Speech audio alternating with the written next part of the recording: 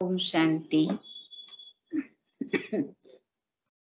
तो प्यारे बाप दादा ने अव्यक्त मुरली में संतुष्टता के ऊपर वाणी चलाई और बाबा ने कहा कि संतुष्ट रहना है, संतुष्ट करना है, दुआएं लेना है और दुआएं देना है। तो सबसे पहले तो हम देखेंगे कि सारी दुनिया अपना जीवन जी रहे हैं, हम भी अपनी लाइफ जी रहे थे, पर खुद को ये प्रश्न करें कि मैं इस ब्राह्मण लाइफ के साथ क्यों जुड़ी हूँ, क्यों मैंने इस जीवन को अपनाया है, ब्राह्मण लाइफ से मुझे क्या प्राप्त हो रहा है, या कौन सी ऐसी वजह है जिसके कारण मुझे ये लाइफ पसंद आई, मैंने इसको चूज किया। इसको चेक करेंगे तो देखा जाए तो अवश्य ही हमें उस लाइफ से इस लाइफ में कुछ फर्क नजर आया, कुछ अच्छा लगा, कुछ डिफरेंस हमने फील किया, जिस कारण से हमने इस लाइफ को अपनाया। हम बाबा के बन गए, शिव बाबा को हमने पिता के रूप में स्वीकार किया और हम बाबा के वारिस बन गए, बच्चे बन गए। बाबा आया है हम बच्चों को स्वर्ग की दुनिया में ले जाने, देवताओं की दुनिया में ले जाने। देवता अर्थात देने वाला, दाता। हमारा पिता हाईएस्ट, सर्वोच्च पिता हमें प्यारा पिता मिला, प्यारे ते प्यारा पिता मिला। सर्वोच्च पिता ने हमें सर्वोच्च ज्ञान दिया, सर्वोच्च प्राप्ति करा रहे हैं। बाबा से जो भी मिल रहा है सब कुछ सर्वोच्च है, हाईएस्ट है।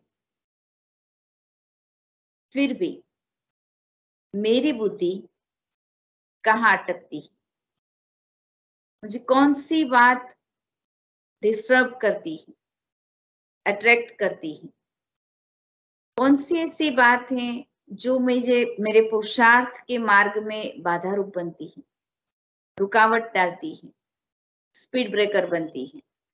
उसको हम चेक करेंगे और चेक करने से पता चलेगा कि कहीं न कहीं कोई असंतुष्टि है जो मेरे पुरुषार्थ की गति को कम कर रही है। असंतुष्टि माना क्या? बाबा ने कहा है संतुष्ट रहना है, संतुष्ट करना है। तो संतुष्ट पहले तो रहना होगा, हम हर बात से संतुष्ट रहे तभी हमारे द्वारा किसी और को संतुष्टि प्राप्त हो। अब एक स्टोरी है, स्टोरी ऐसी है कि एक भिक्षुक है जो कहीं ना कहीं से सबसे मांग कर अपना जीवन बिताता है। तो उनका एक नियम था, एक रूल था कि जब भी वो घर से अपनी झोली लेके निकलता है तो पहले से झोली में घर से ही थोड़ा डाल के निकलता है, ताकि जब भी वो कोई पहले इंसान को मिले तो उनको देख के लगे कि हाँ, किसी ने इनको कुछ दिया है तो मुझे भी देना है। तो इस वजह से वो घर से ही थोड़ा कुछ लेके निकलता है। जिस दिन वो एक दिन ऐसा हुआ कि वो घर से निकला और सामने से एक राजा की सवारी आ रही थी। खुश हो गया कि वैसे तो राजा को मिलना बहुत असंभव होता है, मुश्किल काम है, और आज सामने से राजा मुझे मिल रहा है। खुश हो गया। जैसे ही राजा की सवारी उनके नजदीक आती है, नजदीक आते ही देखा कि राजा अपनी सवारी से नीचे उतरा, अपनी झोली बिछा के उनके सामने आया कि कुछ दे दो। ये तो गजब बात थी। उसने तो सोचा कि आज राजा सुबह सुबह मिल गया है तो राजा तो भरपूर दे देगा, और उल्टा हो गया कि राजा सामने से अपनी झोली बिछा के बैठा और कहता है कि कुछ दे दो। जिसने सारा जीवन सिर्फ और सिर्फ किसी से लिया है, कभी दिया नहीं है, देने का उनमें संस्कार ही नहीं है। राजा ने अपनी झोली बिछाई है, एक बार वो अपनी झोली में हाथ डालता है, हाथ में कुछ लेता है, वापस रख देता है। जी अंदर से नहीं होता है कि मैं कुछ दूं। राजा झोली बिछा के बैठा है और बोल रहा है कि कुछ दे दो। ऐसा हुआ कि 3-4 बार ऐसा करते करते एक बार हाथ में लिया, सारा वापस डाल के सिर्फ 2 दाने उसने हाथ में रखे और झोली में डाल दिए। राजा एकदम खुश होके चला गया। अब इसने तो सोचा कि क्या गजब, कुछ मिला नहीं। मैं तो सोच रहा था कि राजा कुछ देगा। वो अपने घर जाता है, वापस जाता है तो और उस दिन उनको क्या हुआ कि सब जगह घूमकर हर रोज जो मिलता था उससे ज्यादा मिला। तो घर जाता है, अपनी पत्नी को बताता है। पत्नी भी खुश कि वाह, आज तो इतना सारा मिला आपको। तो कहता है कि क्या 2 दाने कम है। कमी उनको किस बात की महसूस हुई? उसने जो 2 दाने राजा को दिए थे, बस उसकी कमी उसको महसूस हो रही थी। ये नहीं दिख रहा है कि इतना सारा मिला है। 2 कने देने के एवज में उनको बहुत कुछ मिला है, पर उनको ये बात अंदर से खटक रही है कि 2 दाने कम है। सारा निकाला, खोल के देखा तो 2 दाने सोने के थे। अब बड़ा परेशान कि 2 दाने दिए तो 2 दाने सोने के बन गए। अगर मुट्ठी भर दे देता तो आज मुट्ठी भर सोने के दाने मिल जाते। कहने का मतलब ये है कि कई लोगों के संस्कार ऐसे होते हैं, कुछ भी कितना भी मिल जाए पर हमेशा असंतुष्ट। जो मिल रहा है उनकी खुशी नहीं, पर जो नहीं मिला है उनकी असंतुष्टि उनको परेशान कर रही है। कभी खुशी महसूस होती नहीं है और असंतुष्टि खुश रहने नहीं देती है। बाबा चाहता है कि हम संतुष्ट रहे, खुश रहे। बाबा सिखाता है ड्रामा।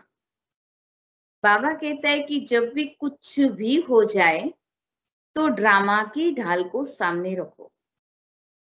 हमारे लिए ड्रामा कितना अच्छा ढाल बन के रहता है।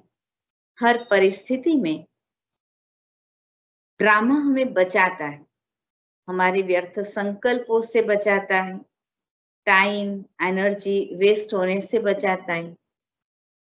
कितनी ऐसी बातें हैं जिन बातों पर अटेंशन देना होगा, ध्यान देना होगा, जिससे हम लाइफ में हर क्षण हर सेकंड संतुष्ट रह सके। कहीं भी कोई कंप्लेंट नहीं, कोई निराशा नहीं, कहीं भी कोई कंपैरिजन नहीं। बस मुझे जो मिल रहा है वो मेरा भाग्य है और स्वमान रहे कि मैं दुनिया की सबसे भाग्यवान पद्मा पदम भाग्यशाली आत्मा हूं। अगर स्वमान में रहते हैं तो अवश्य ही हमें सब कुछ जो प्राप्त होना है वो होगा ही। खुशी ऐसी चीज है, बाबा कहते खुशी जैसी खुराक नहीं। खुराक माना शक्ति देने वाला, शक्ति प्रदान करने वाला। जितना हम खुश रहते हैं उतना हम शक्तिशाली रहते हैं। तो शक्तिशाली बनने के लिए खुश रहना आवश्यक है। खुश रहने के लिए संतुष्ट रहना आवश्यक है। और संतुष्ट रहने के लिए कुछ एक पॉइंट्स हैं जिसको हम अटेंशन देंगे, जिस बात पर हमारा अटेंशन रहेगा, और हर रोज रात को हम इन पॉइंट्स को चेक करते जाएंगे, जिससे पता चलेगा कि सारे दिन में कितना समय मैं संतुष्ट रह सकती हूँ या संतुष्ट रह सकता हूँ। सबसे पहली बात कि किसी से भी हम कोई अपेक्षा नहीं रखें। मतलब अपेक्षा कितने प्रकार की? एक है स्थूल मान शान की अपेक्षा। कई बार होता है कि मेरी ये पोस्ट या पोजीशन है ब्राह्मण सेंटर में, मेरी ये पोस्ट है या मेरी ये ड्यूटी है, तो लोग मुझसे पूछे, मेरी केयर की जाए, मुझसे पूछा जाए, मुझे पूछे बिना कोई कुछ करे नहीं। काफी सारी बातें होती है। और जब हमारी चाहना के अनुसार नहीं हुआ, या अगर किसी एक ने भी मुझे नहीं पूछा, तुरंत व्यर्थ संकल्प स्टार्ट, असंतुष्ट। वजह क्या? किसी ने मुझे पूछा नहीं। कितनी ऐसी अपेक्षाएं हमारे मन में रहती हैं, या अपेक्षाओं के कितने प्रकार होते हैं जो हमें डिस्टर्ब कर देते हैं। कहीं ना कहीं हमारे पुरुषार्थ में रुकावट आ जाती है। तो दूसरी एक बात है कि जब भी हम किसी से मिलते हैं, या परिवार, लौकिक परिवार में हैं या अलौकिक परिवार में, ब्राह्मण फैमिली में हैं, तो होता है कि कोई मुझसे पूछे क्या हालचाल है, क्या हुआ। अगर एक दिन भी मैं नहीं दिखी तो मुझसे पूछा जाए। सही बात है, पूछना चाहिए। पर अगर किसी ने नहीं पूछा, डिस्टर्ब हो गए, कोई पूछता भी नहीं है, और इतनी सी बात में अवस्था एकदम नीचे, और व्यर्थ संकल्पों की मायाजाल शुरू। असंतुष्टि हमें कहाँ कहाँ गिराती है। असंतुष्टि के कारण हमारी अवस्था गिर जाती है। अवस्था गिराना सेकंड की बात है, और अवस्था जमाना सालों लग जाते हैं, महीने बीत जाते हैं, और इतना पुरुषार्थ करने के बाद भी अवस्था जमती नहीं है। तो खुद को अटेंशन खुद पर देकर खुद को ऊंचा उठाना है। तभी हम बाबा की जो आश है कि हम टॉप पर पहुंचे, देवात्मा बन जाए, दाता बन जाए, तो ये तभी होगा जब दिनचर्या में छोटी छोटी बातों पर हमारा अटेंशन होगा। तो एक तो इस बात को हमें ध्यान में रखना है, इस पॉइंट पर हमें ध्यान रखना है। और यही वजह है कि हमारा योग भी नहीं लगेगा। अगर मेरी कुछ अपेक्षा है, हम किसी से कुछ एक्सपेक्ट करते हैं, और वो अगर नहीं होता है, तो अवस्था डगमगाती है, और योग भी नहीं लगेगा। बैठ जाएंगे बाबा के सामने, संकल्प विकल्प चलते रहेंगे। तो योग युक्त अवस्था बनाने के लिए, निरंतर योगी बनने के लिए भी संतुष्ट रहना अति आवश्यक है। और इसीलिए ही बाबा ने संतुष्टता को शक्ति कहा। संतुष्ट रहना भी एक शक्ति है। कैसे? तो जब हम संतुष्ट होते हैं, तो जैसे बताया कि खुशी जैसी खुराक नहीं, संतुष्ट होंगे तो खुशी तो होगी ही होगी, और खुश रहेंगे तो शक्ति तो मिलेगी ही मिलेगी। शक्ति मिलेगी कैसे? खुश रहने से, संतुष्ट रहने से हमारा बुद्धि योग बाबा के साथ लगा रहता है। तो बाबा से हमें निरंतर शक्ति प्राप्त होती रहती है, शक्ति मिलती रहती है। ये वजह है शक्तिशाली बनने की। तो संतुष्टता भी एक शक्ति है। एक है ड्रामा में निश्चय। ड्रामा में निश्चय क्यों आवश्यक है? संतुष्ट रहने के लिए ड्रामा में निश्चय क्यों चाहिए? क्योंकि जब हमें ड्रामा का ज्ञान बुद्धि में अगर पक्का है, तो हमें पता है कि हर आत्मा अपना पार्ट प्ले कर रही है।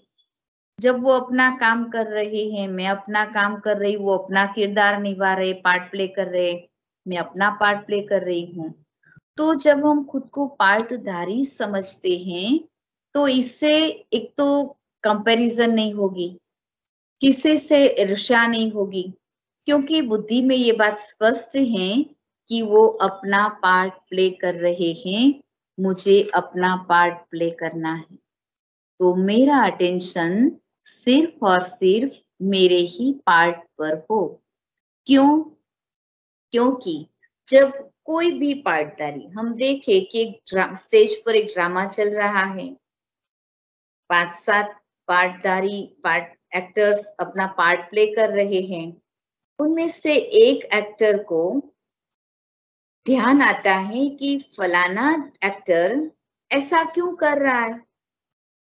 अब जब उनका अटेंशन दूसरे कलाकार पर गया और ये संकल्प आया कि वो ऐसा क्यों कर रहा है, तो अवश्य ही उसी बात पर उसका मंथन चलेगा। और जब उसका ध्यान सामने वाले एक्टर पर चला जाता है, तो अवश्य ही वो अपने डायलॉग भूल जाएगा या अपने पार्ट से अटेंशन कम हो जाएगा।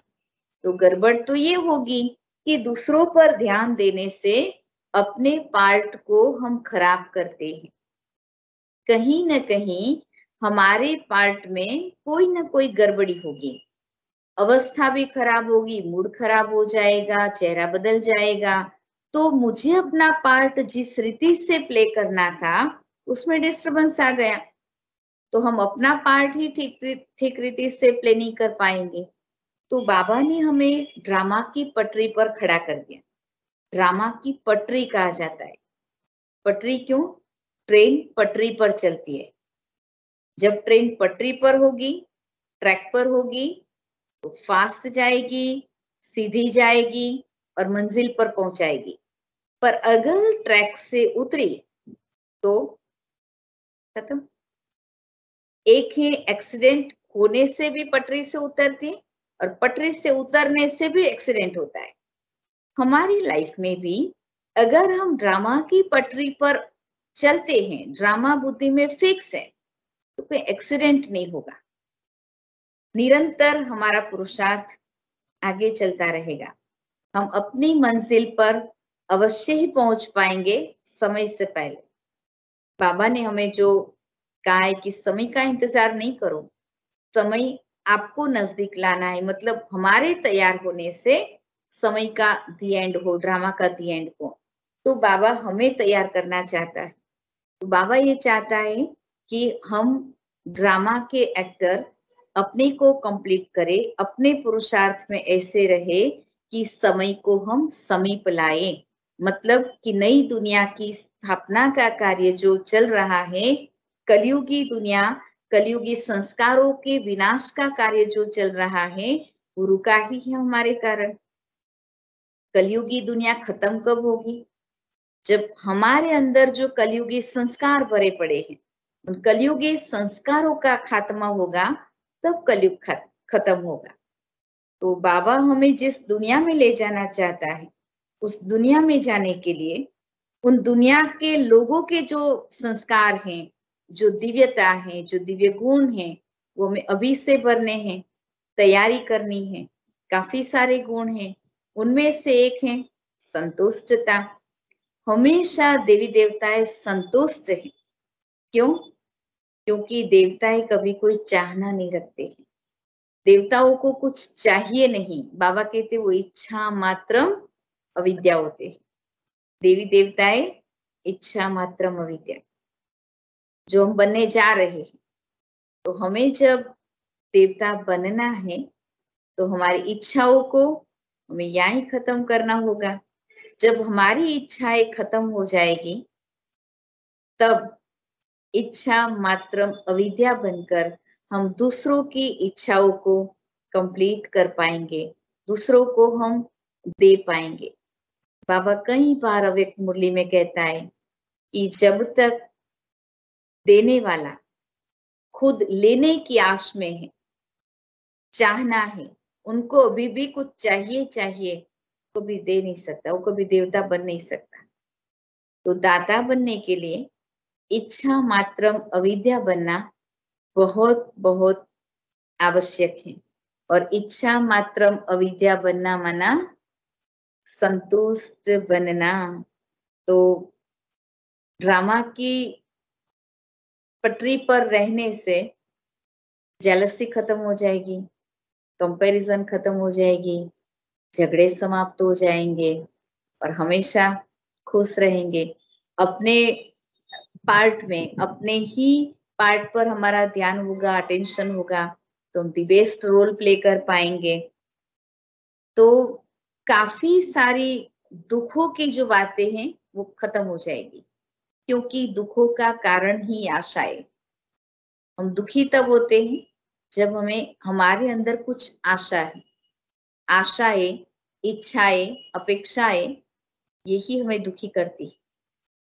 और अपेक्षाएं एक बताई कि जैसे मुझसे पूछा जाए, कोई मुझे कुछ पूछे, रिस्पेक्ट दे, रिगार्ड दे। दूसरा एक है कि हर एक के अंदर कोई ना कोई एक विशेषता है, आर्ट है, कला है। हम अपनी कला को, अपनी विशेषता को सेवा में लगाते हैं, पर अंदर से जब हम सेवा में लगाते हैं तो अंदर में एक छोटी सी आश होती है कि कोई मेरी सराहना करे, तारीफ करे, वाह वाह करे कि वाह आपने बहुत अच्छा किया, ये बहुत अच्छा रहा। मतलब हमारी विशेषता के गुणगान को तारीफ की जाए। और अगर किसी ने ऐसा नहीं किया तो संकल्पों की माया जाल शुरू। मैंने इतना अच्छा किया, मैंने इतना टाइम निकाला, इतना करने के बावजूद भी किसी ने नोटिस नहीं किया, किसी ने मुझे वाह वाह नहीं की, कोई मेरी तारीफ नहीं कर रहा है, तो भी संकल्प विकल्प चलते हैं। तो एक छोटी सी बात जो हमें असंतुष्ट कर देती है, सारी प्राप्तियां होते हुए भी एक छोटी सी आशा हमारा मूड खराब कर देती है, हमारी अवस्था को डगमगाती है। तो हम ये भी अंदर से एक बात पक्की है कि हमें जो विशेषता मिली है, बाबा ने हमें विशेषता दी है, बाबा की सेवाओं में हम इन विशेषताओं को यूज कर रहे हैं, इससे हमारा भाग्य बन रहा है। कोई पूछे न पूछे से क्या फर्क पड़ता है? इतना बड़ा भगवान हमें पूछने वाला बैठा है, अब मनुष्यों के पूछने ना पूछने से क्या फर्क पड़ता है? सारी दुनिया जिनको पूज रही है, सारी दुनिया जिसको ढूंढ रही है, सारी दुनिया जिसके आगे मस्तक झुका रही है, वो स्वयं भगवान मुझे पूछ रहा है। वो मेरी तारीफ कर रहा है, वो मेरी वाह वाह कर रहा है, वो मुझे नमस्ते कर रहा है। अब इंसानों से, देहधारियों से मैं क्या आशा रखूं? क्यों मुझे चाहिए कि कोई मुझे पूछे, कोई मेरी तारीफ करे, कोई मेरी सराहना करे, मेरी खूबियों का वर्णन किया जाए? भगवान ने हमें कितने सारे स्वमान दिए हैं। भगवान ने हमें कितने स्वमान दिए। बाबा कहते, बच्चे तुम मेरे नैनों के बच्चे, तुम मेरे दिल तख्त नशीन हो। भगवान ने हमें अपने नैनों पर बिठाया है। भगवान ने हमें अपने नैनों का नूर बनाया है, दिल के तख्त पर बिठाया है। और क्या चाहिए? इतना ऊंचा आसन जब भगवान ने दे दिया, तो इससे ऊंचा और क्या हो सकता है? जब इतना ऊंचा आसन भगवान से मिल रहा है, इतनी ऊंची स्थिति भगवान ने दी है, भगवान के हम इतने करीब हैं, तो सारा दिन अगर हम इसी चिंतन में और इसी खुमारी में, खुशी में रहेंगे, तो और ही नशा चढ़ता जाएगा, अवस्था और ऊपर चढ़ती जाएगी और विशेषता भी बढ़ेगी और हम प्रेरणा मूर्ति बन जाएंगे। हमें देखकर हमारे चेहरे से हमारे वाइब्रेशन इतने अच्छे हो जाएंगे कि लोगों को एक ताकत मिलेगी।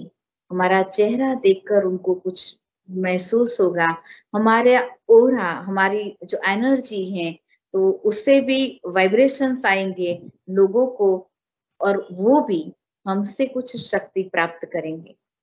संतुष्ट रहने से हमें तो शक्ति मिलती है, पर हमारे संपर्क में आने वाले भी शक्तिशाली बन जाते हैं।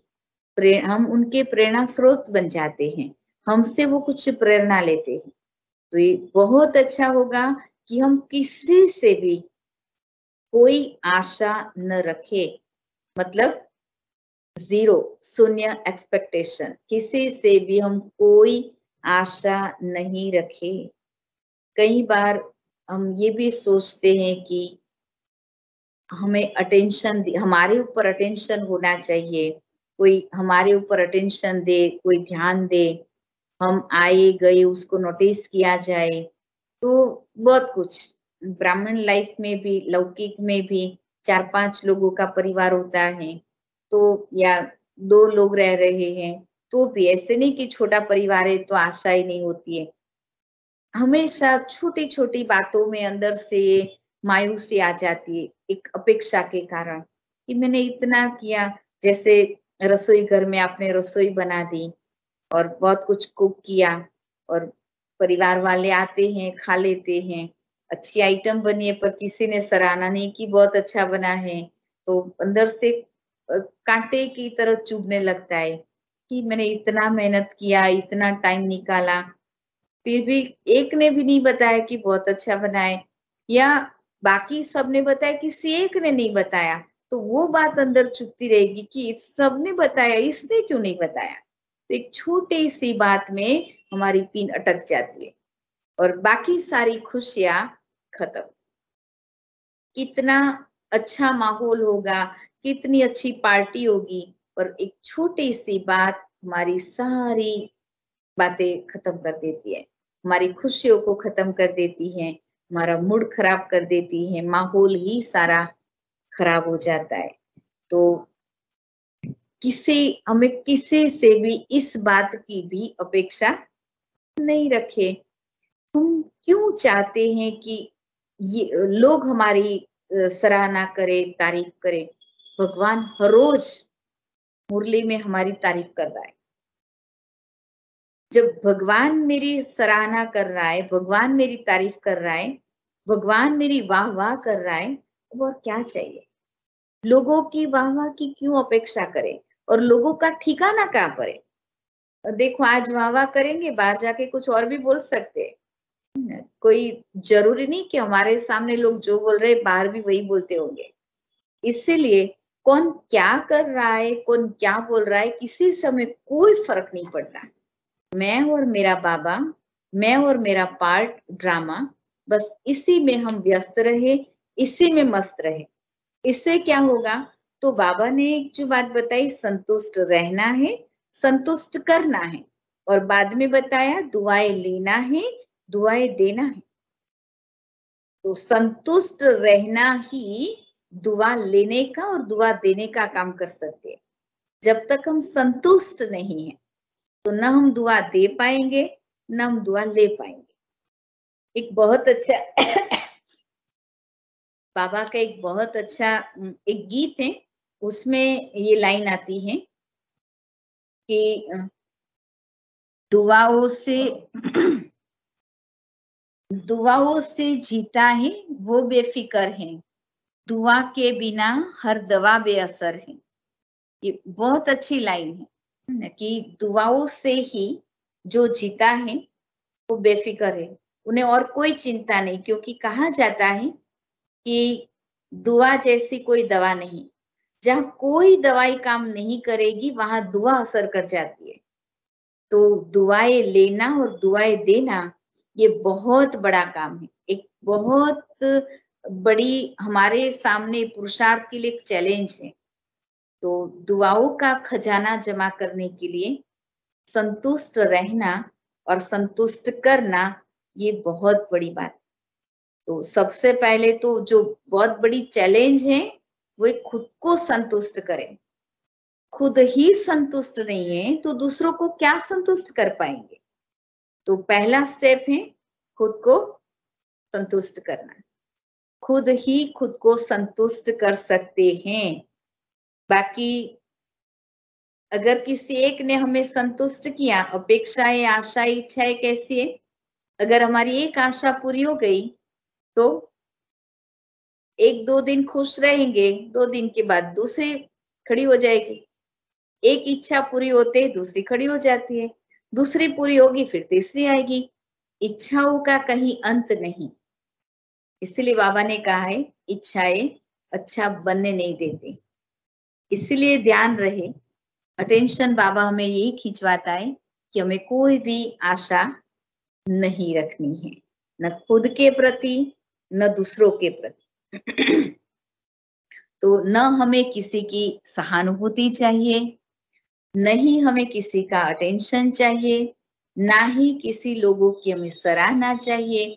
हम देवता हैं, देने वाले हैं, लेने वाले नहीं, हमेशा देते रहे। तो कई बार देखा होगा कि जो लेने वाले आते हैं ना, भिक्षुक लोग, यहाँ तो इंडिया में तो होता है, वहां तो ऐसा नहीं होता होगा।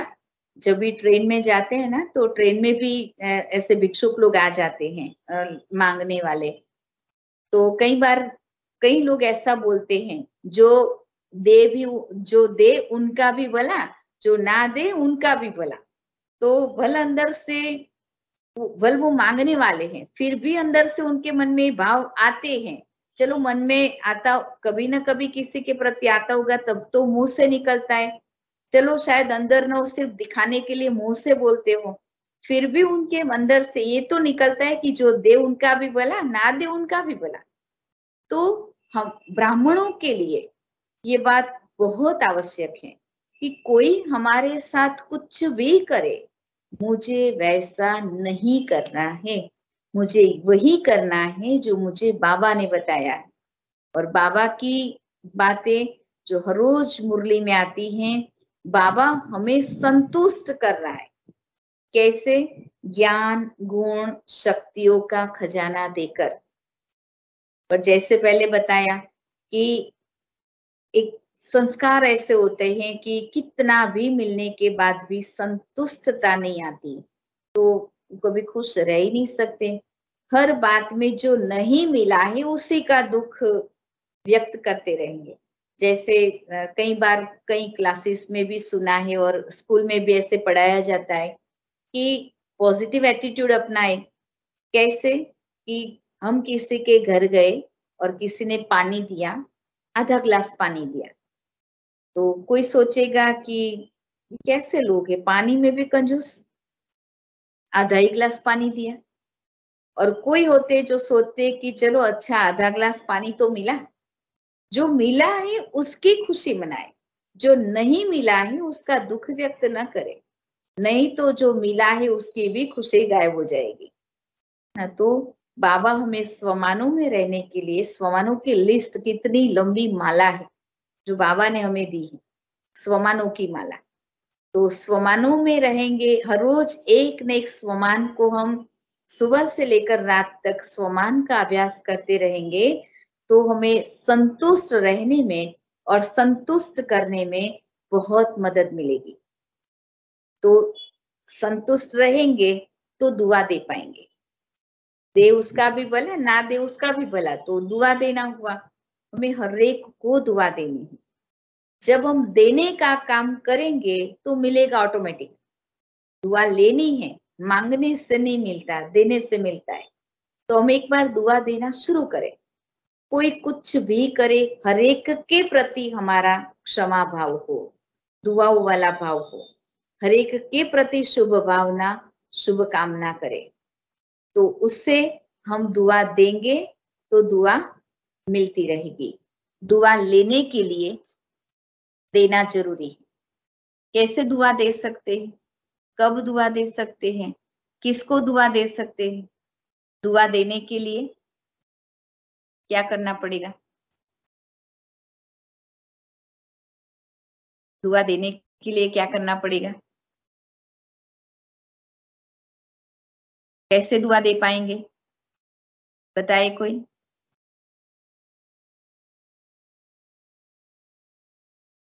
रहम दिल बनना पड़ेगा। रहम दिल बनना, रहम दिल बनना पड़ेगा। रहम भाव बहुत बहुत आवश्यक है। दूसरा क्षमा भाव, रहम दिल, क्षमा भाव, और क्या चाहिए? दया, करुणा, कल्याण की भावना। कल्याण की भावना, बड़ी दिल वाले बन जाए। कोई कुछ भी करे, कहीं हमें कोई फर्क नहीं पड़ता है। कोई जैसे कोई कहीं पर जॉब कर रहे हैं, तो वहां भी होता है कि किसी एक ने अपनी ड्यूटी नहीं बजाई और मुझे उसका काम करना पड़ा। तो भी संकल्प चलने लगते हैं कि इसका भी काम मुझे करना पड़ता है क्योंकि बॉस ने कहा है। तो कोई भी परिस्थिति कैसी भी हो सामने, बड़े दिल वाले बन जाए। और बाबा ने जो हमें स्वमान दिया है ना कि हम पूर्वज आत्माएं हो, और पूर्वज माना बड़े, सबसे बड़े बुजुर्ग, तो जिसको वडील बोलते हैं, तो हम पूर्वज आत्माएं हैं, सबके पूर्वज हैं।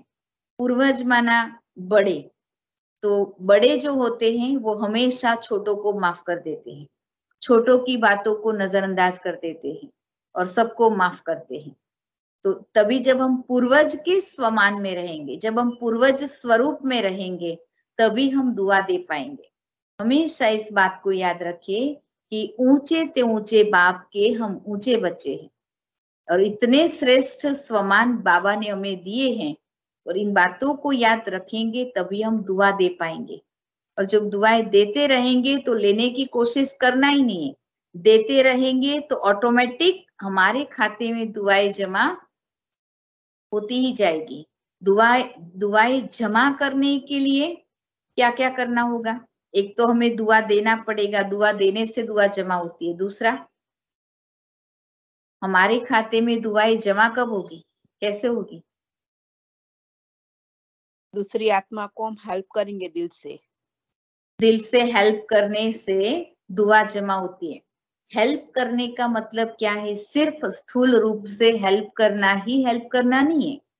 बाबा ने हमें जो बताया मनसा सेवा, आज दया करुणा की इतनी आवश्यकता है, चारों तरफ माहौल ऐसा बन गया है कि हरेक को हमारे शक्तिशाली वाइब्रेशन की आवश्यकता है, हमारे शांति के वाइब्रेशन, हमारी शक्ति के वाइब्रेशन, हमारी खुशी के वाइब्रेशन, इन सब की सबको आवश्यकता है।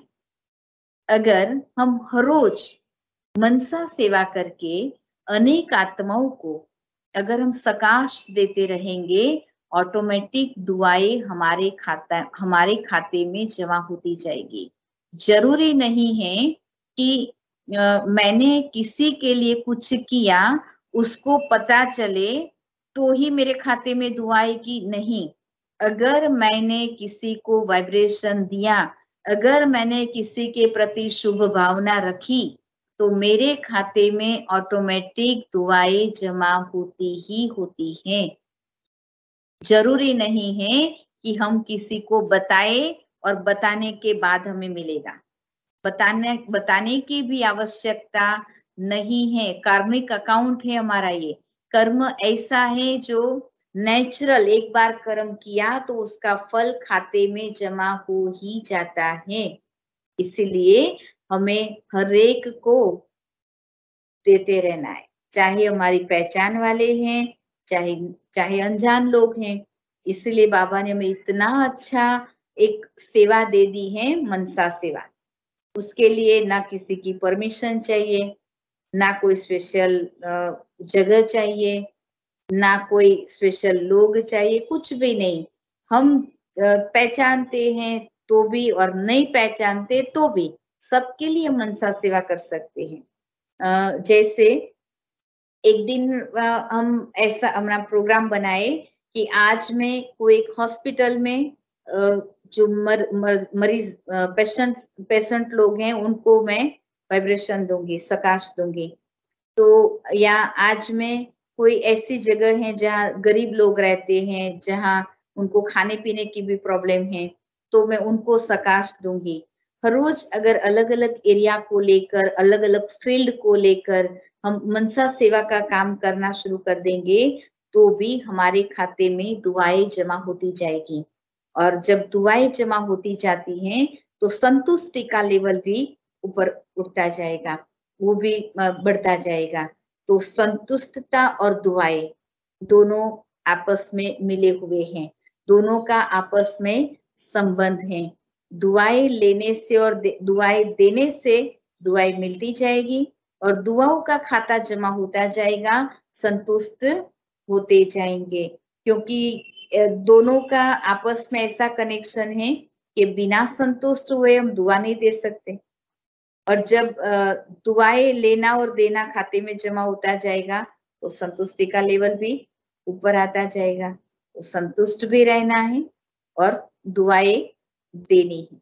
जब ये काम हमसे होता जाएगा तो हमारा जीवन एकदम इजी होता जाएगा और काफी हमारी ऐसी प्रॉब्लम्स जो होंगी ऑटोमेटिक दुआओं से ही सॉल्व हो जाएगी। हमें कोई उसके लिए कोई प्रयत्न करने की भी आवश्यकता नहीं होती। बाबा कई बार कहते हैं कि जब दुआओं का खाता भरपूर हो जाता है, जमा हो जाता है, तो हमारे काफी जो कार्मिक अकाउंट है, हमारे सामने कोई परिस्थिति आने वाली होती है तो वो सूली से कांटा बन जाता है। मतलब बहुत बड़ी परिस्थिति आने वाली होती है, वो छोटे से काम निपट जाता है। तो ये काम है दुआओं का। तो जितना हमारा खाता भरपूर होता जाएगा उतना हमारी जीवन, हमारा लाइफ एकदम इजी होता जाएगा और सब कुछ सरल होता जाएगा। फिर तो निरंतर योगी बनी जाएंगे और बाबा की दुआओं का 1000 हाथ हमारे सिर पर रहेगा। ओम शांति।